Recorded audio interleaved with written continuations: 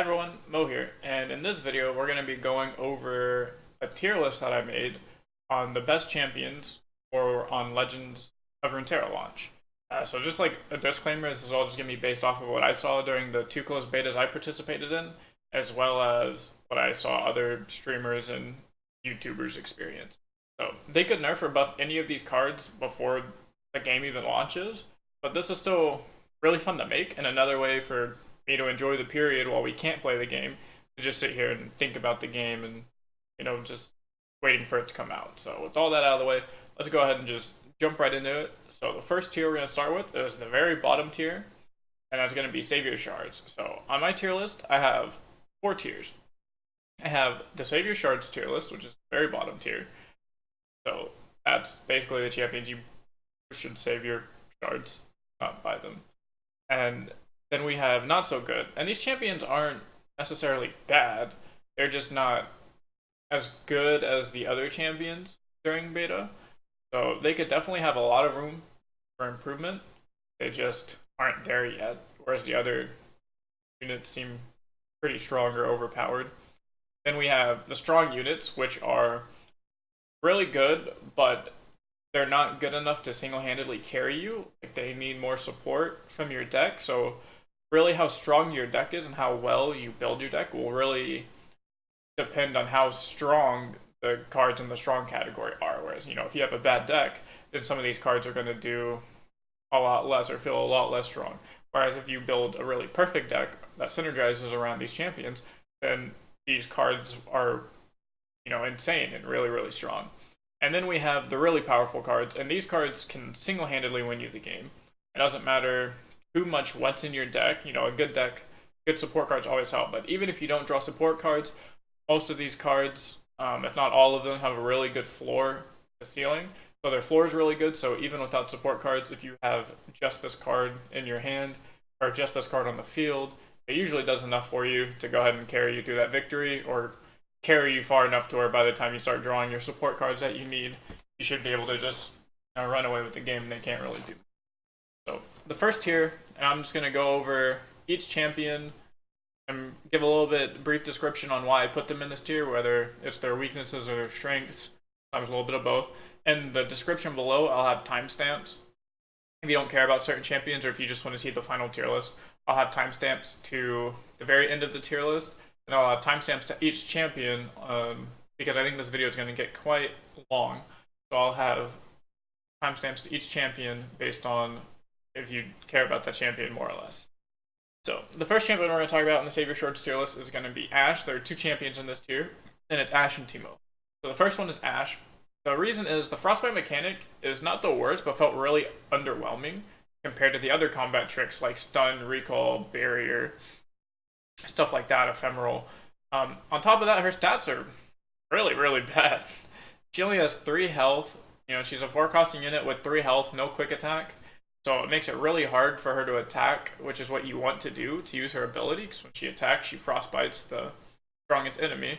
So even if your opponent's strongest enemy just has more than 3 attack, you can't effectively attack with Ashe without spending more resources, which never really feels like.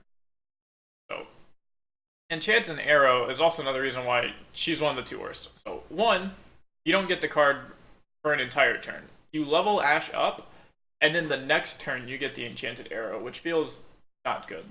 And when you do get it, it basically does the same thing as Flash Freeze with like a very little upside. And let's be real, by the time you're attacking with a leveled up Ashe and an Enchanted Arrow, your opponent's 3 health minions are just going to be chump blocking anyways, and they're really not that important. You shouldn't really care about them. So, yeah, Ashe just felt really bad. Not very many decks played her. If you did play a Freljord deck, definitely weren't playing Ashe. You're more than likely playing a Tryndamere, Anivia, Braum, anything but Ashe, really. So let's go and talk about the other champion in this list, which is Teemo. So now this list is going to be more for just like competitive. Like, I know ranked wasn't out, and there might be a ranked system on opening launch. I'm not quite sure. But this list is going to be more for the competitive reasons. Now, Teemo was a lot of fun. I played the Teemo deck a lot during beta. It was probably like my 3rd most played deck, right behind the Yasuo deck and then my control deck. It's really fun. The problem is it just didn't work. Like 80% of the games, it didn't work. The pros of Teemo is, he's fun to play. And that's nice. If you just want to play Legends of Runeterra and enjoy the game, you can play Teemo. And the cons for Teemo are, well, at least he's fun to play, right? In all seriousness, let's look at the card. So the floor ceiling is really bad on this card. The floor is he's a 1-mana 1/1 elusive who puts 5 mushrooms into your opponent's deck.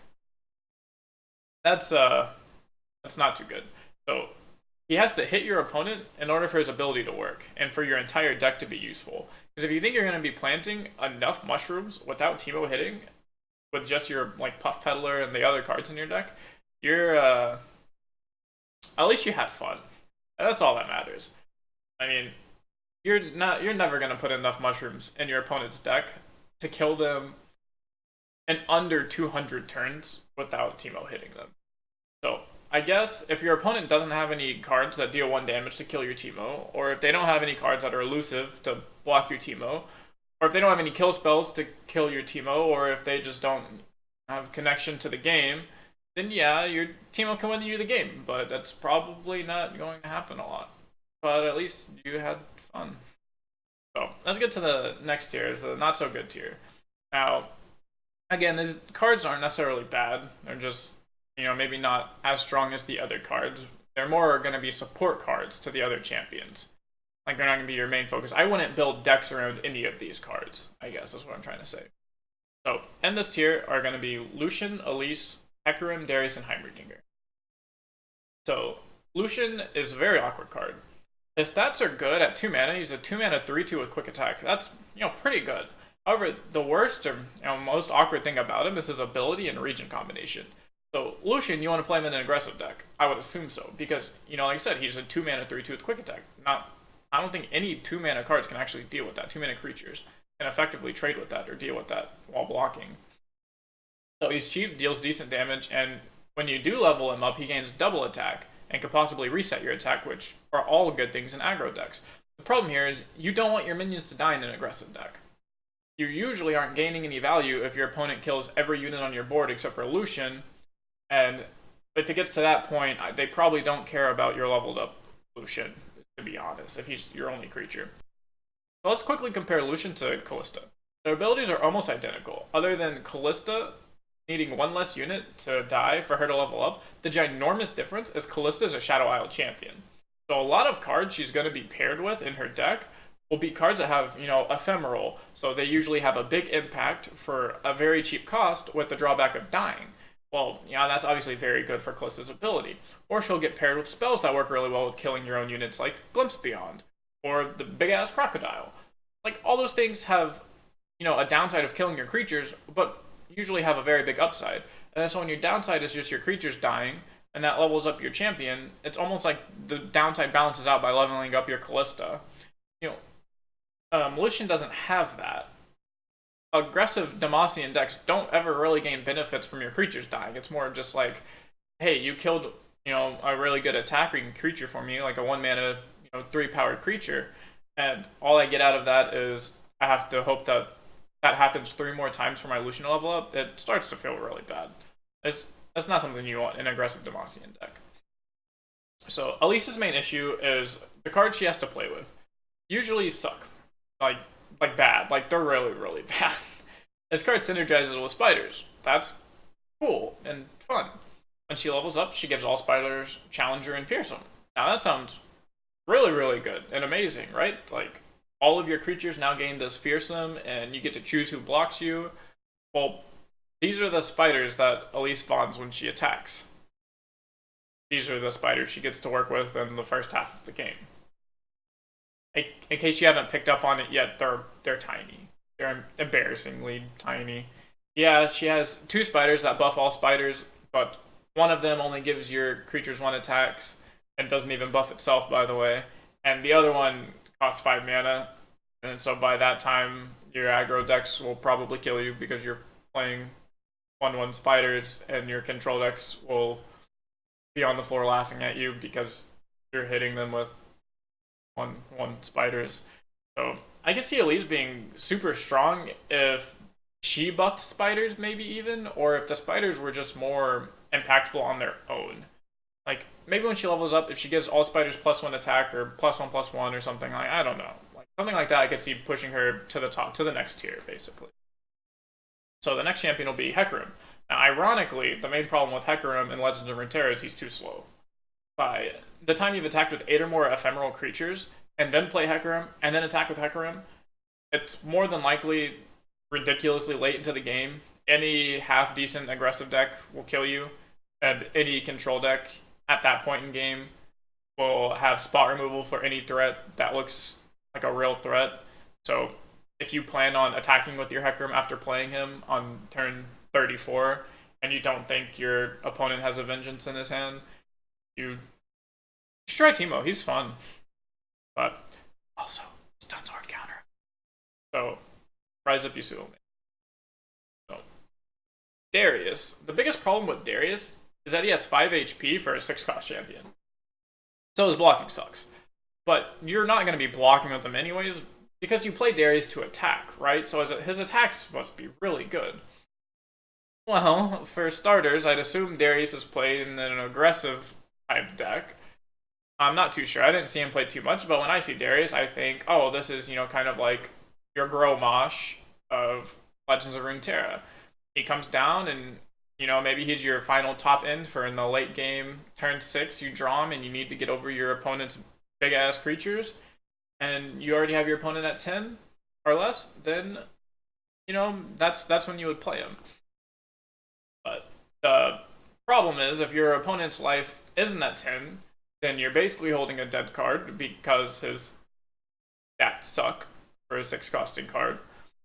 And if your opponent's life is below 10, you probably could have drawn a better, cheaper card for more value than Darius to finish off the last bit.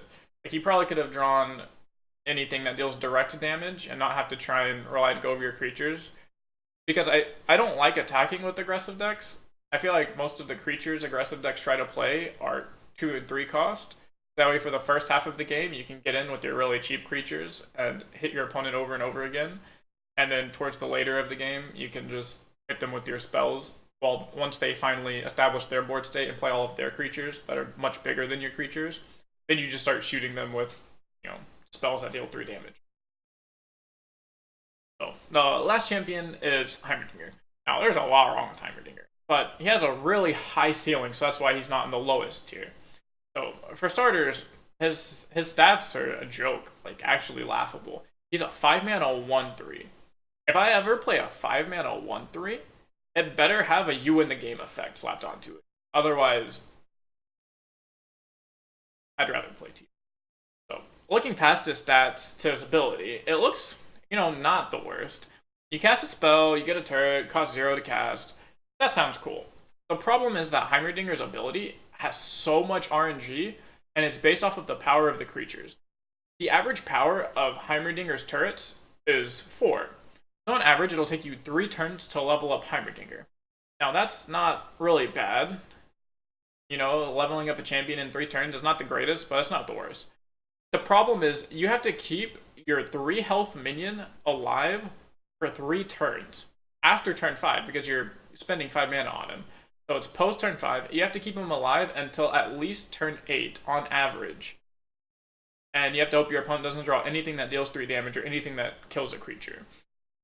And you have to cast a spell 3 turns in a row, which, you don't draw it, sometimes you just don't draw it, now you just have a little 1/3 on the field and you're crying. And you still have to have room to play those creatures. I mean, you have to play them. It counts towards the power of it being played. So even if you get a 1/1 minion, you still have to play it for it to count towards the ability. Now that 1/1 minion is taking up your board spot because you only get 6 creatures on board due to a limited board size. So instead of playing a good, effective creature that has a good ability, or that has good stats, or that could be, something that applies pressure, or something that blocks and saves you health to move you into the late game, you're now playing a 1/1 because you have to for Heimerdinger's abilities. So, in the best case scenario, you high roll, you level him up in 2 turns, which is like best case scenario. It costs 15 power to level him up, and there's 1 7-cost minion and 1 8-cost minion, and so you would have to get one of both of those for that to happen. those odds aren't very good for you. The worst case scenario is you super low roll and you get 4 0 to 2 power cards in a row, and for 5 mana I'd rather cast just about anything else. Let's move into the strong tier. So again, these cards are very, very good, and with the right deck built around it, and depending on how good support cards you give these champions, they could be good enough to move up into the next tier. They just don't do a whole lot on their own, and I'll show you what I mean when I start. Once you see the champions, you'll understand what I mean. So this tier consists of Braum, Kalista, Shen, Yasuo, Vladimir, Thresh, Lux, and Garen. So Braum. Braum has really nice stats for what he's trying to accomplish. On turn 3, you play him, and he can block anything until about 5 mana followers on average. So he's really good at saving your health and stalling until you can start playing your haymakers and stabilize off of the board wipes if you're playing a control deck, or the removal spells, or until you start playing your really big creatures if you're in a more tempo or late game style deck. The main reason Braum isn't, in the upper tier is, again, because he doesn't really progress your board state, and he's more of a support card. He doesn't actually win you the game on his own. Now, again, you can make him win the game if you build a deck around him, or if you dedicate your support cards to Braum. But on his own, he just doesn't win you the game, and that's the main reason he's in this tier and not the next one. So, Kalista. Kalista has a really, really nice ability when she enters the battlefield. It's really easy for her to level up, since in Shadow Isle decks, killing off your own followers is what, 80% of the cards do. And you usually gain some sort of value from it as well, so it's a win-win. It's like, I kill my creatures, I draw a card, or I kill this creature, it comes back stronger. So as you're leveling up Kalista, you're also progressing your board state or your advantage in one way or another. So it really just turns all of the downsides into just even more upsides. So the main and really only issue with Kalista are her stats. When you first play her, she only has 2 health, which makes it really hard for you to attack and really easy to kill her with kill spells and damage and stuff. Her ability to bring back your follower with every attack looks really good and looks really strong on paper. Like, oh, I get a free minion every single turn and it comes back from the dead. That's really good. But attacking with a 3 HP champion is really difficult and probably won't happen more than 1 to 2 times, if those are probably the only amount of windows you'll get during it. And so that's why she's not in the upper tier, because she relies on another minion for her ability, on top of she can't effectively use it the entire game to carry you. Shen. So Shen, like Braum, is a really nice tank and can sit there and save you a lot of health. On top of being good defensively, he makes your attacks really easy too. Because he has 5 health, he's not the easiest creature to kill, so he usually doesn't have to worry about dying when he attacks, and the follower he's supporting gets a free attack because of the barrier from Shen's ability. So, not even counting when he levels up. After that point, attacking is basically your opponent just losing followers for the next 2 turns until they just run out of resources and die. There's only 2 main problems with Shen on why he's not in the next tier. The first problem is the level up requires him to be on the battlefield for when the first 4 barriers are given out. However, in the deck you play Shen in, I'm sure giving out 4 shields is a cakewalk over and over again. The problem is none of those barriers count towards Shen's level up if he's not on the field. So if you don't draw Shen, or you don't have a Shen on the field immediately, and you give out 27 barriers, none of that matters when you play Shen, because he didn't see any of them. So he's still going to start at 0-4. You have to give out another 4 barriers to finally level him up. So, however, when he does level up, like I said previously, he kind of just runs away with the game by supporting your other minion. Now, the other reason, for the same as Braum, is he doesn't single-handedly win you the game. He's also a support champion, and he relies on you having at least 1 other creature. Because Shen's ability is really, really strong if you have at least 1 other creature to attack with. If you're just attacking with Shen, he's kind of just a 3/6, and it's not that crazy. But if you're attacking with even just a little 1/1, that 1/1 now turns into a 4/1 with barrier. So even though it only has 1 toughness, he still has barrier, and it now gets an extra 3 power. So even that alone just ups the value of Shen a lot. So I guess it's just more of the fact that he needs at least 1 other champion to support. Now, Yasuo. Yasuo is probably the closest champion into being in the really powerful tier. I had to think about this one for quite a while, actually. Since I'm going to go off of this tier list is strictly based off of the champion's card and not the deck the champion is in, is the reason I decided to put him in this tier list. Yasuo can't single-handedly win you the game. You can't play a Yasuo And without playing any other cards, Yasuo start to run away with the game or instantly gain you some advantage. Because he's basically just a 4-3 with quick attack. So without drawing your recalls, without drawing your stuns, he doesn't, and playing them, he doesn't actually do too much for you. Now, his stats aren't bad, and when you level him up, he gets even bigger. The biggest advantage point is his ability. So, again, once you start drawing your stuns or your recalls, then he gets really good. And he starts, controlling the board state, and he starts killing the units as well as gaining you a lot of tempo. So he has really good tempo and control over the board state once he levels up as well, dealing over twice as much damage whenever you stun something. So your deck building and the choice of your support cards is really crucial onto how strong the Yasuo in your deck is going to be.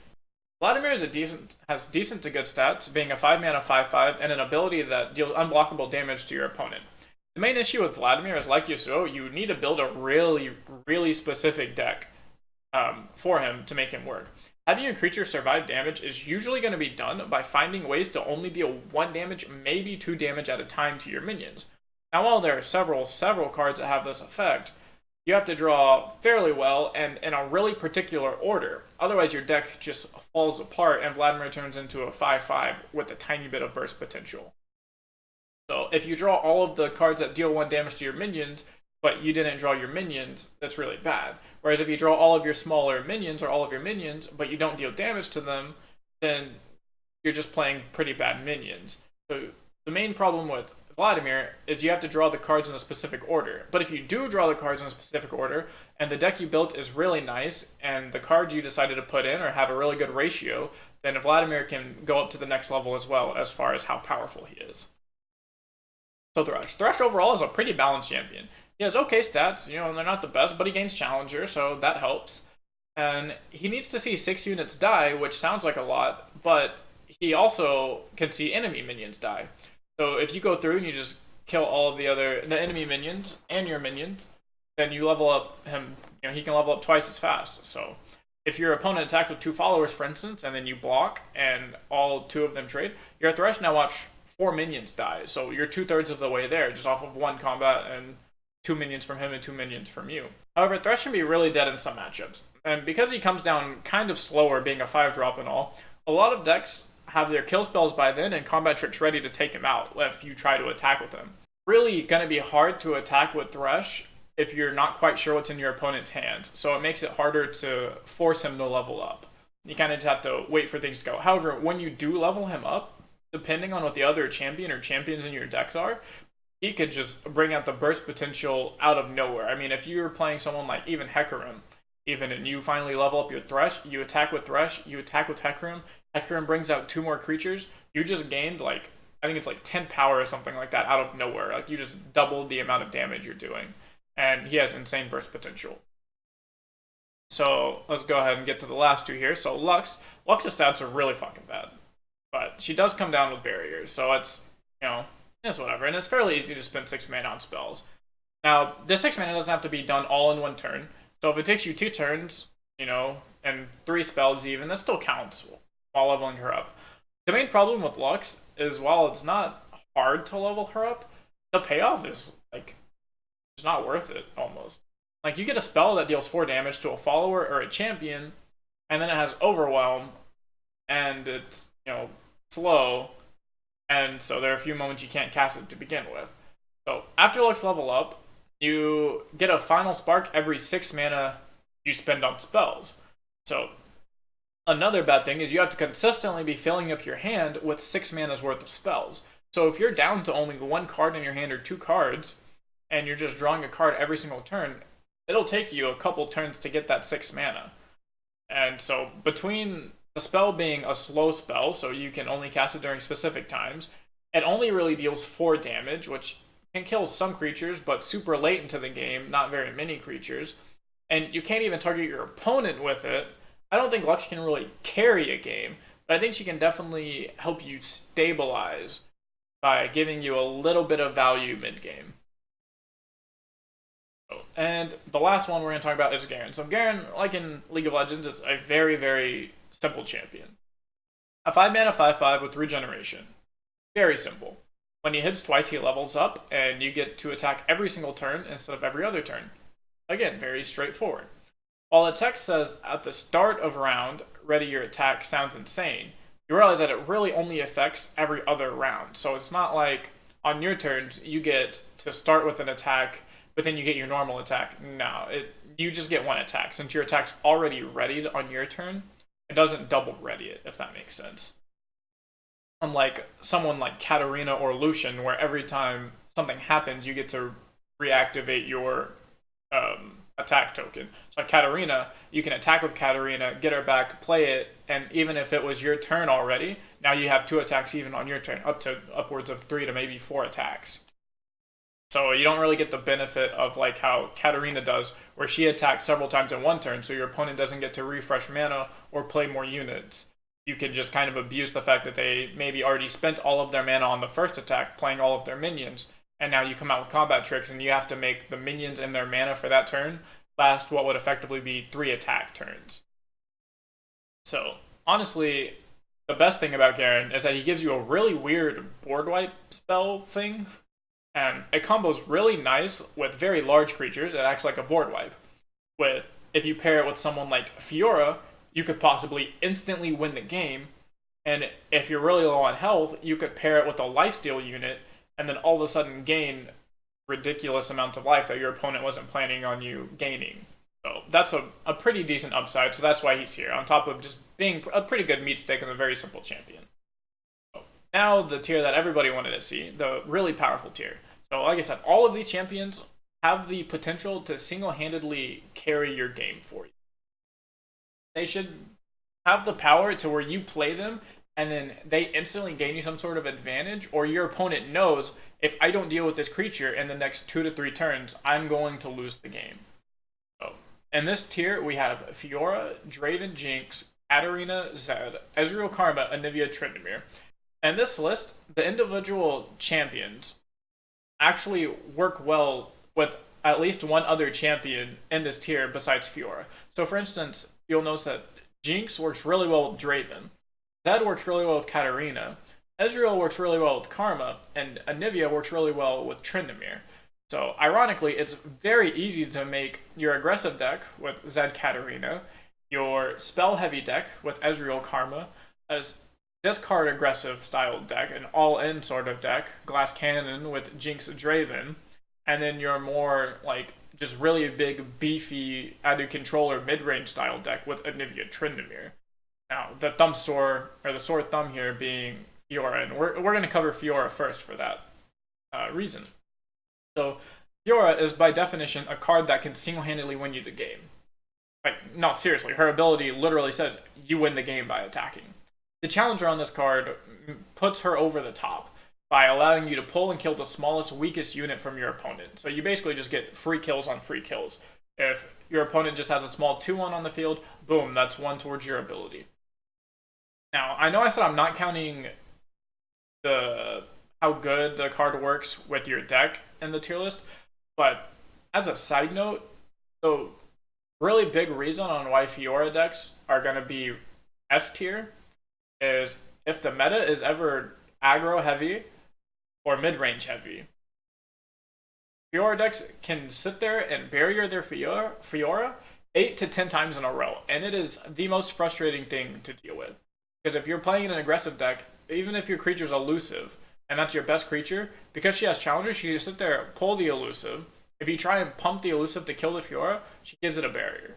She gives a +3 attack and barrier. This just makes it really hard to kill Fiora if you don't just have a direct card like Vengeance that just straight up says, shut this creature down. Like, just, kill this creature.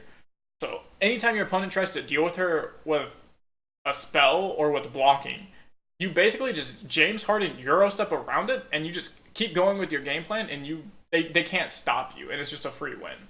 The biggest downside to the Fiora deck is if you ever play against a control deck, or if your opponent doesn't play many creatures, whether it's a combo spell heavy deck, then you have to find another way to win. Because obviously you're going to have a hard time killing 4 creatures if your opponent doesn't play many creatures or only plays 2 creatures or something like that. So, however, most deck at the moment and during beta played a decent number of creatures. So that downside didn't happen too often, and as long as the meta has some sort of aggressive / mid-range deck in it, the Fiora deck should do perfectly fine. So let's talk about Draven and Jinx. So Draven's an absolute unit. A 3-mana 3/3 with quick attack is pretty good.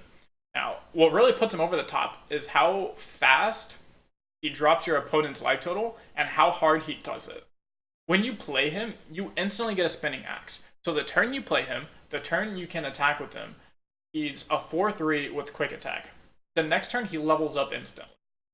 On top of all of that, the extra attacks on spinning axe of having to discard a card usually works out in your favor. Most of the time, the cards in your deck or cards in your hand is going to have an effect of when I'm discarded, do something.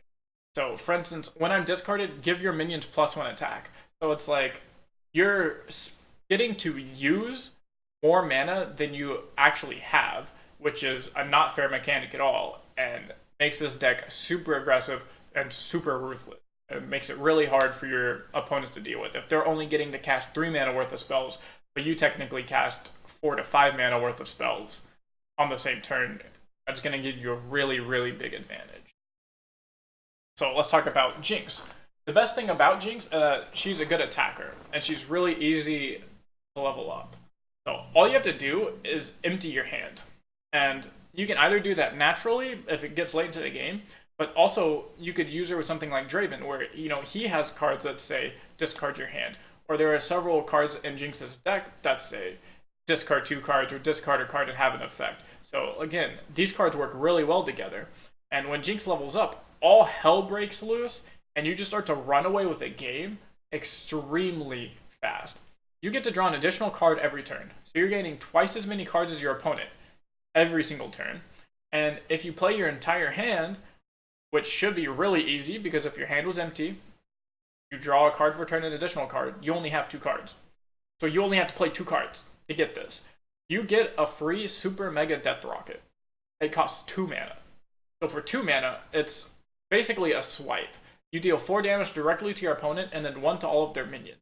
So as long as every card in your deck on average costs 4 or less, you should be able to draw 2 cards, cast both of them, and still have mana left over to cast your super mega death rocket every single turn. And this will almost immediately end any game at that point within 2 to 3 turns. Say 3 turns is a lot, maybe 1 to 2 turns. You run away with it really, really fast. So let's get to the next pair of really good champions, which is Katarina Zed. So Katarina is by far probably the best, if not one of the best, aggressive champions you can play. Her stats at 3 mana are okay, at a 3 mana 3/2 quick attack, but getting her to level up is basically free. Because she has quick attack, her strike will always happen before your opponent's block damage happens. So it doesn't matter the size of the creature your opponent blocks with, your Katarina will always level up before your opponent's creature can kill them. So if you attack with Katarina and they block with a 20/20, since Katarina technically strikes first, she'll bounce back to your hand before the 20/20 is able to kill your Katarina. Now, because of that, you're possibly able to get up to 3 attacks per turn, and even lets you attack on your opponent's turn. And the only thing that can effectively stop Katarina from just demolishing and running over your opponent is spells that just straight up say, kill this unit or deals damage to kill her. Which on turn 3, when you first play her, there's not too many spells like that, so you should at least get 1 to 2 free turns of just dominance from this Katarina deck. So now let's go through with Zed. So if Katarina is the best aggressive champion you could play, Zed is easily the second. And a lot of times they can be interchanged depending on the style of deck you're playing and whichever one you draw first. The best part about Zed is his floor is really, really high. Unlike most champions who need support from other cards in their deck, if you have just a Zed in your hand and just a Zed on the field, you can still get upwards of 6 to 8 damage per turn, which on 2 turns is enough to more than likely kill your opponent at that point. So his ceiling is also incredibly, incredibly high by effectively doubling every single pump spell in your hand. You have a pump spell that gives a creature +2/+2. Great, you put that on your Zed, it copies onto the Shadow, you've now given 2 creatures +2/+2. Same with any pump spell, you just doubled the amount of pressure that pump spell gave. So if your opponent is sleeping on turn 3, or even if they only have 1 to 2 creatures out, the amount of pressure a single Zed with no pump spells can put on, it can possibly be enough to decide the game on turn 3, the turn you play him. And that's why he's by far one of the best cards in the set right now. So the next pair we're going to be talking about is the spell-heavy pair, Ezreal and Karma. So my favorite part about Ezreal is he doesn't need to see you cast spells or target enemy units with spells. So you don't have to worry about keeping him alive for multiple turns while you slowly level him up, hoping he ever dies, or hoping he never dies, because if he ever dies, now you have to restart leveling him up with another Ezreal. Now you don't have to worry about any of that. You basically just get to go through your day, target all your enemy units, play all your spells. By the time you finally draw your Ezreal or decide to play him, he automatically levels up, and you automatically get, his leveled up ability. Another great thing about Ezreal is he just gives you free cards when you hit the enemy nexus. He has elusive, so he's not easily blocked, and he gives you 2 free damage every attack through the Mystic Shot. Not even counting when he levels up. If he levels up and you hit your opponent, that's 2 damage. You get a 0 costing Mystic Shot, that's 2 damage. His ability triggers from the Mystic Shot you just got, which is another 2 uncounterable damage. So just by this minion hitting the enemy 1 time, leveled up, that's 6 total free damage that you didn't have to work for at all. So, not even taking into consideration all the spells you could possibly draw from your deck based on how many spells you put in your deck, that's even more uncounterable damage from his ability. So, and if you're lacking spells, just play Karma. Karma is basically the Oprah Winfrey of value. Every turn she is alive, you get more value. You get a free card every single turn, so you're gaining double the amount of cards as your opponent every single turn. Not to mention, you will almost always level her up. The only possible way for your opponent to stop your Karma from leveling up is to kill you before you hit turn 10, which aggro decks could possibly do. They're the only decks really that have that much pressure on you if you just sit there and do absolutely nothing all game. Now, once she's leveled up, however, all of the spells you've been gaining the entire game are now doubled if you still have them. So she's basically just the mayor of Value Town. From the minute you put her on the field, she starts gaining you cards until the second you reach the victories. Now, the final 2 champions in this tier list are Anivia and Tryndamere. Now, Anivia brings so much value to the board. When she attacks, she kills smaller creatures by her doing 1 unblockable damage to everything. And if anything does block her, she goes into egg form and she just levels up the next turn. The best thing about Anivia is that the amount of value you get from her when your opponent tries to remove her, they will almost always get at least 2 for 1 by either losing a creature and then casting a spell on the egg, or by casting a spell on Anivia and then casting a spell on the egg. So, by spending 2 spells to remove Anivia from the board, you're effectively gaining card advantage, and they now, instead of being able to kill 2 creatures, only killed 1, so the next Anivia you play has a higher chance of living, or the next creature threat you play, they're going to say, dang, I wish I had that second kill spell in my hand for this, Tryndamere. Now, between her Undying effect and the amount of damage she can rack up over the course of 2 to 3 turns, she's a really, really good champion to play in almost any Freljord deck she can fit into. Now, the very last champion on this tier list is going to be Tryndamere. So, Tryndamere is a very, very strong attacker and is really hard to deal with. Like Anivia, it's really hard to find ways to kill this champion because you have to do it multiple times. And whenever he levels up, he gains tough and fearsome, which makes it even harder to deal with, either by just chump blocking him. And so at 9 power and having toughness with 9 health, you can kill your opponent within 1 to 2 attacks. So unless they draw multiple cards to deal with him, you can run away and close the game within 1 to 2 turns with a Tryndamere on the battlefield. So that's going to be it. That's all 24 champions in Legends of Runeterra at the moment. I hope you guys enjoyed the tier list. I spent quite some time on this, but I had a lot of fun.